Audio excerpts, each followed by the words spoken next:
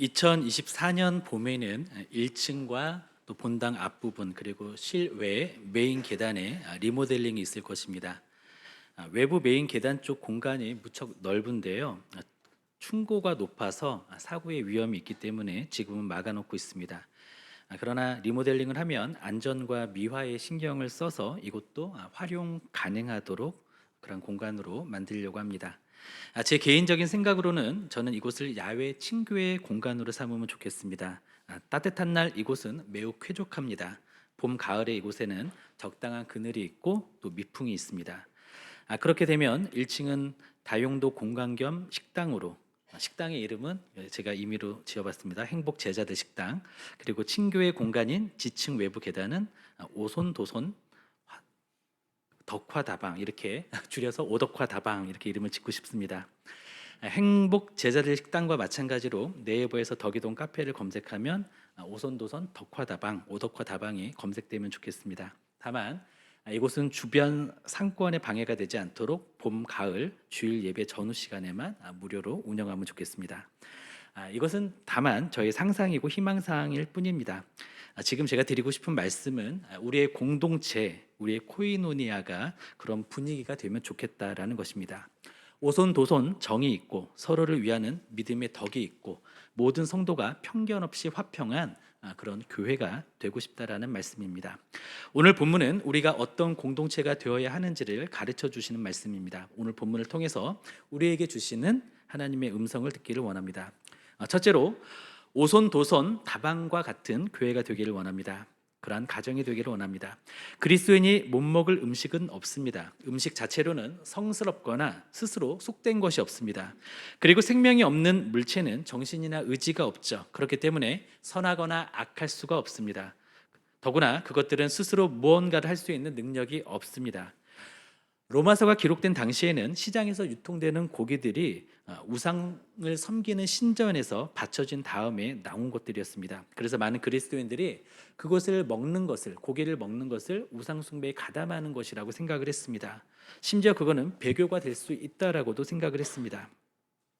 그러나 우상들은 어떻죠? 누군가가 그것들에게 의미를 부여하기 전까지는 아무것도 아닙니다. 다듬어진 나무나 돌조각은 그 자체로 악한 것이 아니죠. 그것들을 숭배하는 것이 악한 것이죠. 그리고 우상에게 바쳐진 고기는 그렇지 않은 고기와 아무런 차이가 없습니다. 단지 그것에 의미를 부여한 그러한 사람들에게만 차이가 있다고 여겨지는 것입니다. 그래서 당시의 교회 안에서 소위 믿음이 강한 사람들이 있었는데요. 그들은 그것에 연연하지 않고 고기를 먹었습니다. 반면에 믿음이 약한 사람들이라고 불려지는 사람들이 있었는데 그러한 사람들은 그것을 심각하게 생각해서 채식만 했습니다. 그런데 문제는 채식을 하는 사람은 고기를 먹는 사람을 비난하고 고기를 먹는 사람은 채식을 주장하는 사람을 업신여기게 되어서 교회가 나뉘고 분열되고 있었습니다. 이에 대해서 사도 바울은 자신은 그것을 먹는 것은 가능하지만 그리고 거기에 대해서 어떠한 부담도 없지만 자신이 그것을 먹음으로 인해서 누군가의 신앙에 잠재적으로나 가시적으로 부정적인 영향을 끼친다면 다른 사람을 배려해서 다른 사람의 신앙을 생각해서 자신은 평생 고기를 먹지 않겠다 이렇게 이야기를 했습니다. 그리고 그렇게 하는 이유를 말합니다. 바로 예수님께서 그 한 사람을 위해서 그 영혼을 위해서 대신 죽으셨기 때문에 바울은 자신의 자유를 제한할 것이다 이렇게 이야기를 하는 것이죠. 우리 로마서 14장 13절에서 15절까지 함께 읽겠습니다. 13절에서 15절까지입니다. 같이 읽겠습니다. 그런즉 우리가 다시는 서로 비판하지 말고 도리어 부딪힐 것이나 거칠 것을 형제 앞에 두지 아니하도록 주의하라. 내가 주 예수 안에서 알고 확신하노니 무엇이든지 스스로 속된 것은 없으되 다만 속되게 여기는 그 사람에게는 속되니라. 만일 음식으로 말미암아 내 형제가 근심하게 되면 이는 내가 사랑으로 행하지 아니함이라. 그리스도께서 대신하여 죽으신 형제를 내 음식으로 망하게 하지 말라. 아멘. 우리는 얽매이지 않는 자유를 사랑할 것인지 사람과의 관계를 사랑할 것인지 선택해야 합니다. 우리가 다른 사람의 마음을 상하게 한다는 것을 알고서도 우리가 의도적으로 그것을 한다면 그것을 주장한다면 그것은 사랑하는 것이 아닙니다. 그리고 그런 사랑 없는 자유와 행동은 하나님께서 이루신 것을 망치기도 합니다. 바울은 믿음이 강한 자가 약한 형제를 망하게 할 수 있다라고 말합니다. 강한 사람들의 둔감함이 다른 사람의 신앙 성장을 회방할 수 있는 것이죠. 믿음이 약한 사람들은 또 어떤 사람들일까요? 죄악에 쉽게 빠지는 사람들일 수도 있습니다. 그리고 성경에 대한 지식이 탄탄하지 않고 자신의 가치관과 도덕관이 뚜렷해서 그것이 앞서는 분들일 수도 있습니다. 경우에 따라서는 먼저 믿은 성도들에게 공격적인 말을 하면서 교회의 지체들과 갈등을 일으킬 수도 있습니다. 열의는 대단하지만 알게 모르게 그 행동이 남에게 폐가 될 수는 있죠. 그런데요, 참고로 믿음이 약한 사람과 비슷한 모습을 가지기는 했지만 믿음에서 패역한 사람이 있습니다. 패역한 사람들은 누구보다 자기의 약점을 잘 알고 있지만 변화하려는 의지가 없습니다. 그러한 분들은 남의 말에 귀를 기울이지 않습니다. 반면에 믿음이 약한 사람은 어떻죠? 진리를 잘 이해하고 있지는 않지만 아직 본인이 여리다고 생각하지만 또 성령에 의존할 줄도 잘 모르지만 남의 말을 듣고 배우려고 하는 의지가 있습니다. 변화의 의지가 있습니다. 믿음이 강한 사람이 자신에게 있는 신앙의 자유를 더 사랑하게 되면은요, 믿음이 연약한 형제나 자매를 망하게 할 수 있습니다. 그래서 그러한 자유를 누릴 때에 약자들을 위한 영적인 배려, 인격적인 배려가 필요하다라는 것이죠. 어떤 분들은요, 선지나 순대같이 피채로 먹는 음식을 강하게 거부하시기도 합니다. 구약 성경에 보면 돼지고기를 금하거나 피를 먹는 것을 금했던 것은 맞습니다. 그런데 예수님께서 오신 이후에 그러한 규정들은 무의미해졌습니다. 다른 예로 교회에서 사용하고 난 주보나 이면지를 쓰레기통에 버리는 것을 보고 마음이 상하시는 분들이 있을 수 있습니다. 또는 음식이 입에 맞지 않는다고 절반 이상 남기는 것을 보고 시험에 드시는 분들도 있을 수 있습니다. 또는 외제차를 타고 다니는 것을 보면서 마음이 불편한 분들이 있을 수도 있습니다. 복도나 계단에서 마주오는 사람이 우측통행을 하지 않았다고 해서 또 마음이 불편한 분들도 생길 수 있습니다. 예배 때 반바지를 입고 온 것, 모자를 쓴 것 때문에 심기가 불편해지는 분들도 있을 수 있습니다. 그러나 당연히 이것은 죄가 아닙니다. 우리는 이러한 것에서 자유합니다. 그러나 우리는 어떤 분들을 배려해야 합니다. 어떤 분들은 절약의 가치를 소중하게 생각한다라는 것을 존중하고 배려해 주어야 합니다. 어떤 분들은 노트를 살 돈을 아껴서 이면지를 철해서 사용하고 식당에 가도 음식을 남기지 않습니다. 또 음식이 남으면 그것을 그대로 두고 오지 않고 포장해 와서 다음 끼니 때 활용을 합니다. 절약도 믿음의 삶이라고 믿고 있기 때문이죠. 그렇게 생활 속에서 절약을 실천하고 또 아끼고 모아서 전부를 드리는 마음으로 헌금을 하기도 합니다. 이런 분에게 있어서 이면지를 버리는 모습을 보면 마음이 불편해질 수 있는 거죠. 또 어떤 분들은 우측 통행하지 않는 분과 부딪혀서 흉터가 생긴 경험이 있을 수 있습니다. 그래서 복도나 계단이 넓어도 길을 막고 서 있거나 우측 통행을 하지 않는 분들을 보고 흠칫거릴 때가 있을 수 있다라는 것입니다. 그리고 연비가 좋은 국산차를 쓰는 것이 그리스도인으로서 애국하는 것이라고 믿는 분들도 있습니다. 또는 반바지는 집에서 입는 그런 잠옷과 같은 것으로 인식하고 있어서 그것에 대해서 조금 어려운 마음을 가질 수 있는 분이 있을 수도 있습니다. 또는 예배나 모임 때 모자를 쓰는 것은 성의가 부족하거나 예의가 없다고 생각하는 분들이 있을 수 있는 거죠. 물론 이런 모든 것들은 개인의 양심에 따라서 판단할 일들입니다. 남이 판단할 일이 아니죠. 이러한 것은 죄가 아닙니다. 그러나 이러한 일들에 민감하고 다치기 쉬운 분들이 있다면 나는 이것에 대해서 자유롭다 할지라도 다른 분들의 믿음에 방해가 되지 않도록 배려하는 마음으로 자신의 자유를 스스로 제한하는 것이 필요하다라는 것입니다. 나의 자유로운 모습이나 행동이 믿음이 약한 분들에게 부정적인 영향을 주어서 신앙 성장에 방해가 된다면 민감하고 약한 그 영혼을 위해서 배려하면 좋겠습니다. 내가 믿음이 있어서 자유를 누릴 수 있다 해도 다른 분들의 믿음을 망하게 할 수 있고 다른 분의 믿음을 상실하게 할 수도 있고 고통을 줄 수도 있고 그것 때문에 관계가 깨지고 사람을 잃을 수도 있다는 것을 우리는 기억하기를 원합니다. 그때 우리는 우리의 자유를 뒤로 미루어야 합니다. 공동체의 유익을 위해서 이러한 것들을 내려놓는 것은 아름다운 일이 되는 것이죠. 그리고 민감한 양심과 예민한 성격이 있어서 자신의 그것과 다를 때마다 마음에 부대끼는 분들도 있을 것입니다. 이러한 분들은 열린 마음을 가지도록 노력해야 합니다. 자신을 약자와 피해자로 여겨서 스스로 늪에 빠지지 말고 공동체 안에서 관용하는 법, 타인을 인정하는 법을 꾸준히 배워가면 좋겠습니다. 양심의 문제, 자유의 문제를 율법의 도마 위에 올려놓고 자르고 느리는 일이 없도록 자중하는 노력을 해야 합니다. 그렇지 않으면 비판의 늪에서 나오지 못하고 계속 허우적거리게 될 것입니다. 이런 분들은 성경 말씀을 살펴보고 자신의 입장을 재고해 보셔야 합니다. 그런 부분들이 살인이나 도적질이나 간음과 같이 성경이 명확하게 금지하고 있는 그런 부분인지, 아니면 이것이 신앙의 본질적인 부분이 아니라, 도덕적인 문제가 아니라 개인의 문제인지 살펴볼 필요가 있다라는 것이죠. 그것이 음식이나 문화, 개인 양심이나 선호도 문제라면 그것을 가지고 다른 사람을 판단해서는 안 됩니다. 오히려 나와 의견이 다른 그분들이 그 문제에 대해서 자신들의 양심대로 할 수 있도록, 행동할 수 있도록 열어주어야 합니다. 우리는 믿음의 사람들의 견해 차이에 대해서 서로 비난해서는 안 됩니다. 형제 자매의 동기나 의도를 판단하는 것은 우리의 역할이나 우리의 책임이 아닙니다. 예를 들어서요, 어린 자녀가 학교에서 부모의 얼굴을 그려왔습니다.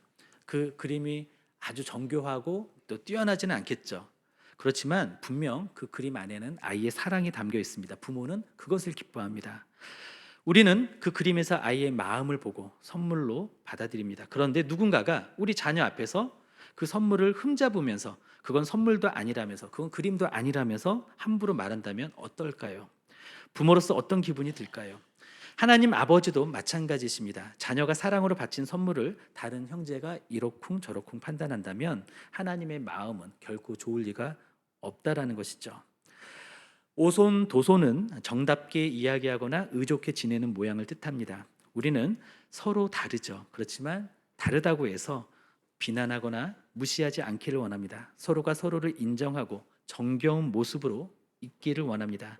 서로를 배려해서 좌절에 빠지게 하거나 믿음의 사기를 떨어뜨리거나 회의감이 들지 않게 하기를 원합니다.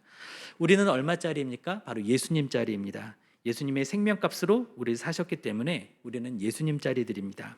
뿐만 아니라 우리는 모두 유일무이하게 지음받은 하나님의 걸작품들입니다. 하나님의 마스터피스, 유니크한 하나님의 거룩한 인격체들이죠. 우리는 서로가 서로에게 비교 불가의 작품들이며 소중한 사람들입니다. 하나님의 형상으로 지음을 받은 존귀한 사람들입니다. 하나님 아빠를 쏙 빼닮은 하나님 아빠의 붕어빵들이죠. 그런 우리들에게 우리는 서로가 서로에게 시험거리가 되고 힘들게 해서는 안 될 것입니다. 우리 모두는 주님의 사랑받는 자녀들입니다. 우리는 이러쿵 저러쿵 할 것이 아니라 하나님 아빠의 그늘 아래서 오손도손 정겹고 즐거운 모습으로 지내기를 원합니다. 그것이 우리들의 가정의 모습, 우리 교회의 모습이 되기를 원합니다. 둘째로, 후덕한 다방과 같은 교회가 되기를 원합니다. 그러한 가정이 되기를 원합니다.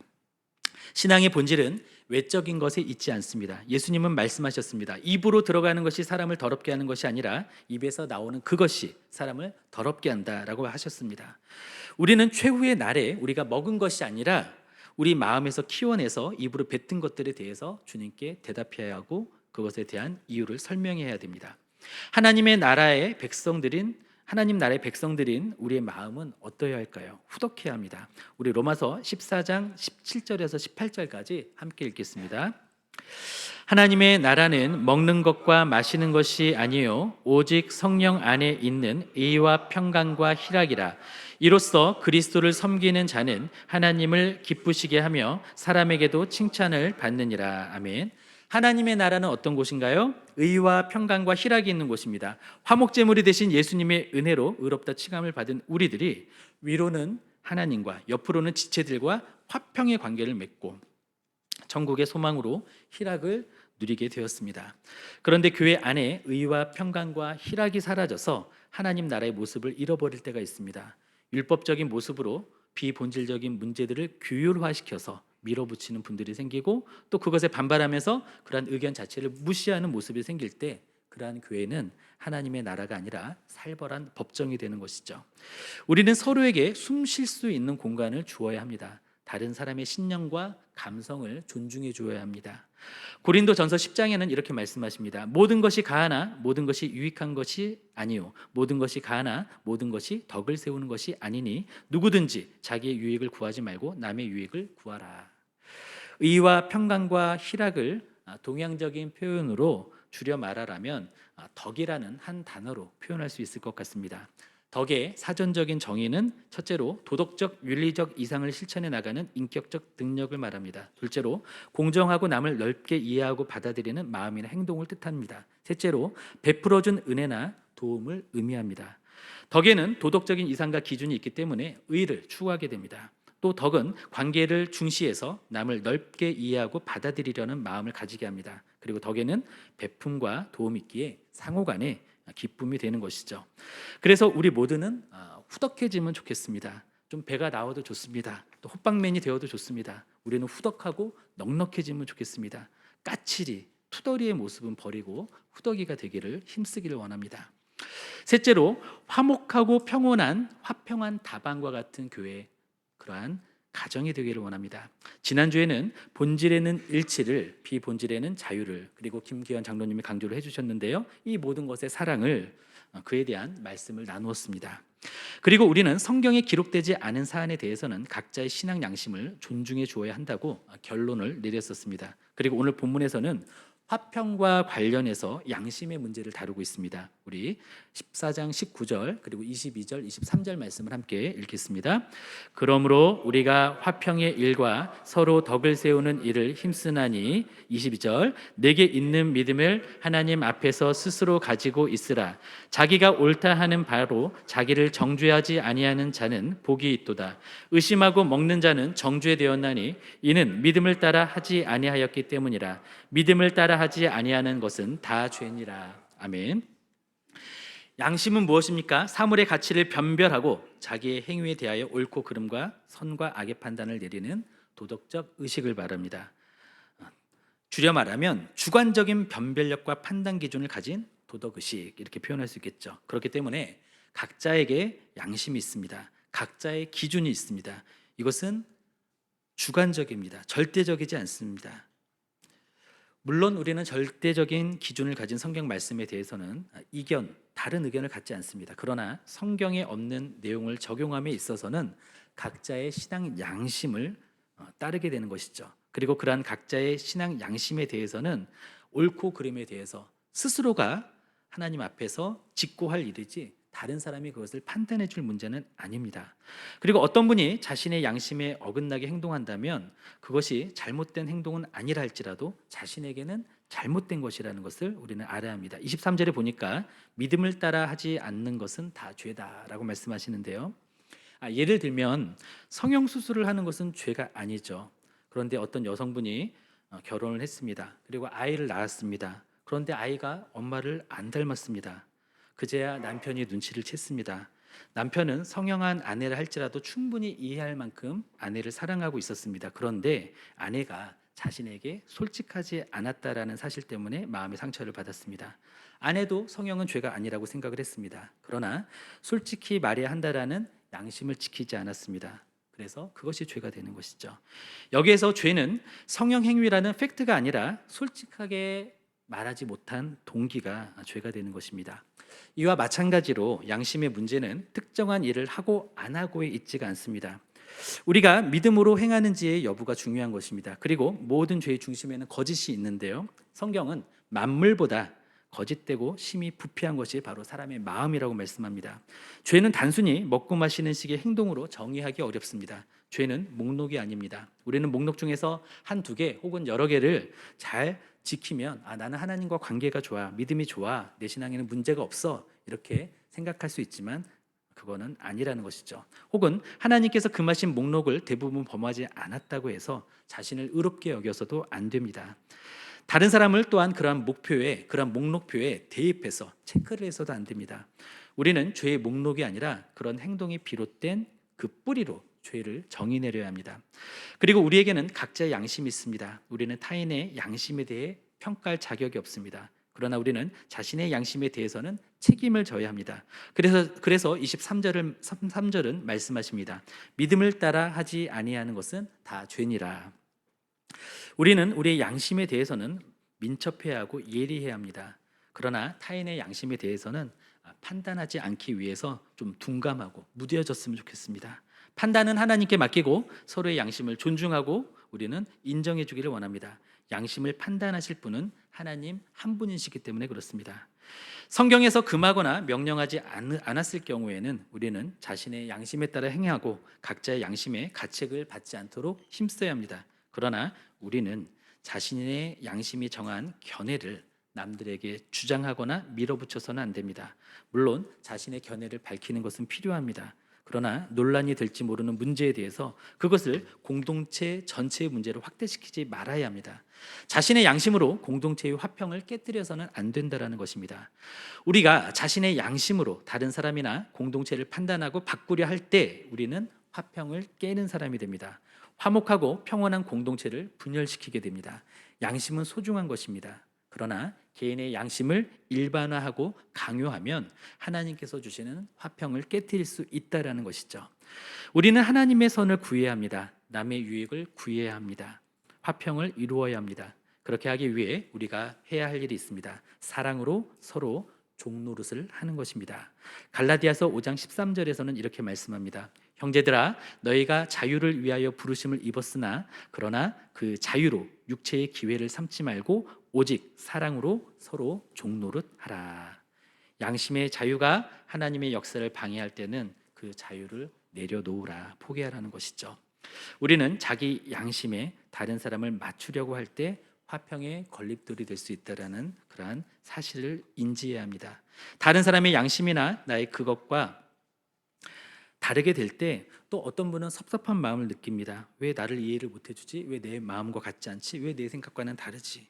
그러면서 자신과 비슷한 생각을 가진 분들에게 찾아가서 수군이가 됩니다. 그러면서 공동체 안에서 수군수군하게 되고 와글와글하게 되고 또 보글보글 끓게 만듭니다. 그런 모습 역시 화평의 걸림돌이 됩니다.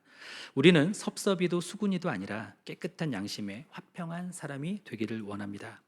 말씀을 맺겠습니다. 우리는 오손도손해야 합니다. 그러기 위해서 우리는 중요한 문제에 초점을 맞춰야 합니다. 비본질적인 문제를 가지고 사소한 의견 차이를 키워서 옥신각신하는 것은 옳지 않습니다.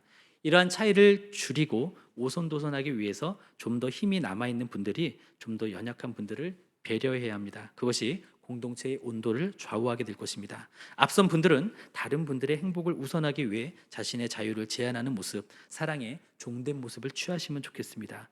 오손도손 메이커가 되시기를 바랍니다. 또한 우리는 서로 후덕하게 사랑해야 합니다. 서로가 서로를 그렇게 후덕으로 대해야 합니다. 우리와 세상을 구별해주고 우리가 하나님의 가족임을 증명해주는 징표는 무엇일까요? 우리 목에 걸린 또는 우리 귀에 걸린 금 십자가 목걸이나 귀걸이가 아닐 것입니다. 자동차 뒤에 붙여놓은 물고기 스티커가 아닐 것입니다. 세례 증서나 직분도 우리가 하나님의 자녀라는 증거가 되지는 않습니다. 우리가 하나님의 자녀다, 하나님의 가족이다라는 증거는 의와 평강과 희락이 있는 사랑을 할 때 그것이 증거가 되는 것입니다. 후덕한 사랑의 사람이 되어야 될 때 그것이 하나님의 자녀라는 증거가 되는 것이죠. 또한 우리는 선한 양심으로 관계의 화평, 공동체의 화평을 이루어야 합니다. 우리는 우리의 양심의 문제가 분명한 도덕적 이슈인지 아닌지 신중하게 검토할 필요가 있습니다. 그리고 그 다음에는 그 문제가 자신과 다른 사람들에게 미칠 긍정적이든 부정적이든 그 영향을 고려해야 합니다. 그리고 그 이슈가 비본질적인 것이라면 방어적으로 반응할 필요가 없습니다. 누군가를 설득할 필요도 없습니다. 우리는 자신이 양심을 따라 행동했을 때라도 누군가는 상처나 또 감정의 상함을 입을 수 있다는 것을 인정해야 합니다. 그때 우리는 자신을 정당화하거나 자신을 변론해서는 안 됩니다. 오히려 감정을 다친 분에게 다가가서 그분의 마음에 공감을 하고 이해하는 태도를 보여야 합니다. 그것을 극복하라라고 요구해서는 안 된다는 것이죠. 그렇게 우리는 화평을 이루어야 합니다. 바라기에 우리 모두는요 온전한 사랑의 공동체를 이루기 위해 힘쓰기를 원합니다. 그러한 가족을 만들기 위해 힘쓰기를 원합니다. 그래서 오손도손 덕화다방과 같은 오덕화다방과 같은 정겹고 후덕하고 화기애애한 우리 모두가 되시기를 예수님의 이름으로 축원드립니다.